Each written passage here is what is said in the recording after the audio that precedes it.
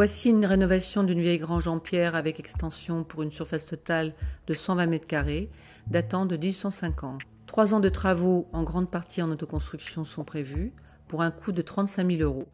Cette rénovation permet d'atteindre un niveau de performance estimé équivalent en bâtiment basse consommation, soit 63 kWh en énergie primaire par mètre carré par an, sous réserve de mettre tous les équipements nécessaires.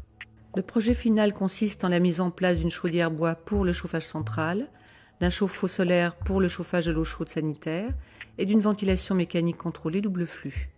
Lauréat de l'appel à projet sans rénovation basse énergie, il bénéficie d'une aide. C'est à l'origine une ancienne grange qu'on a achetée, une grange en pierre, et du coup sur lequel on a un projet à la fois d'extension et puis de remise aux normes, enfin de rénovation complète de l'habitation. La volonté de faire une maison basse consommation est arrivée avant l'achat. Depuis qu'on a racheté cette maison, donc maintenant ça fait 2 ans et demi, je dirais que les premiers semestres, ça a été surtout de la réflexion, de monter le projet. Ensuite, on a cherché un maître d'œuvre de telle façon à travailler sur toutes les problématiques vraiment constructives, le gros œuvre, ce qui pouvait poser problème sur la maison à ce niveau-là. Donc on a à la fois renforcé les murs et puis on a changé complètement la toiture. Depuis, on est plutôt sur de la décoration intérieure, mais quand je dis décoration, ça comprend toute l'isolation et toute la partie technique à ce niveau-là. Et puis sur de l'isolation extérieure. Alors dans le cadre de ce projet, effectivement, un gros travail a été fait au niveau de l'enveloppe de la maison.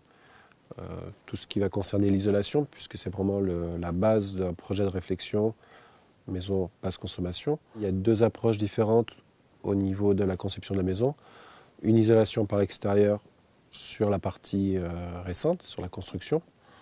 Donc il prend la forme d'une isolation par de la fibre de bois, avec un bardage bois dessus. Sur la rénovation, la problématique centrale, c'était de travailler sur l'existant.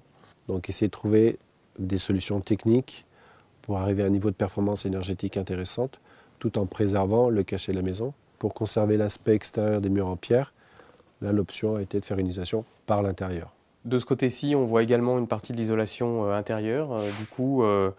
Le mur en pierre existant, on en devine juste la reprise l'enduit béton qui avait été fait sur le pourtour de la fenêtre. Il va à peu près jusqu'à cette limite-là. C'est-à-dire 50 cm d'épaisseur. On a repris du coup derrière en isolation avec 20 cm d'isolant et puis le placo-plâtre qui vient habiller. Donc ici, on voit un détail au niveau de l'isolation par l'extérieur de la partie ancienne. Donc on peut constater qu'on a le mur existant et ici se rajoute donc l'isolation extérieure, à savoir donc une partie l'isolant, fibre de bois. On a ici donc cette sorte en fait de membrane par pluie qui a un double rôle, à la fois de protéger l'isolant contre la pluie, comme son nom l'indique, et également de participer à l'étanchéité du bâtiment. Ici sur cette partie de la maison, on voit une partie d'isolation intérieure qui a été faite avec derrière moi plutôt l'isolation du plafond. Nous on est venu compléter cette isolation entre chevrons en venant remettre de l'isolation complémentaire. On est sur le côté nord de la maison ici.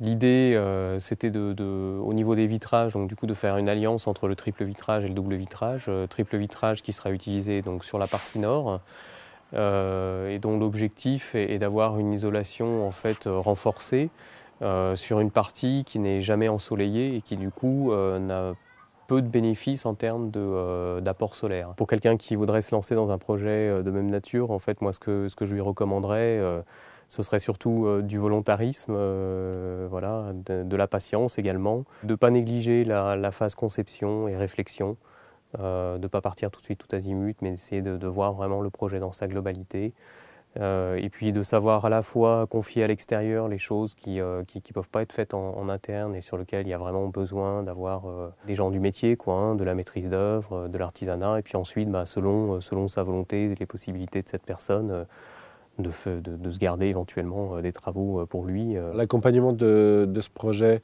d'Eliant au niveau de la réalisation des travaux, ça a été premièrement sur la phase un petit peu de réflexion, sur définir un petit peu les choix, d'orienter le maître d'ouvrage en fonction de ses souhaits, des possibilités. Et puis après, sur l'aspect aussi plus économique, de voir au niveau des travaux de rénovation, d'amélioration, quelles étaient les aides possibles, et notamment un appel à projet de la région Rhône-Alpes en rénovation basse énergie. Eliante anime le service Info Énergie de l'Ain. Elle informe et conseille sur les économies d'énergie dans l'habitat, les énergies renouvelables, les transports et l'éco-consommation. Ces services sont gratuits et indépendants.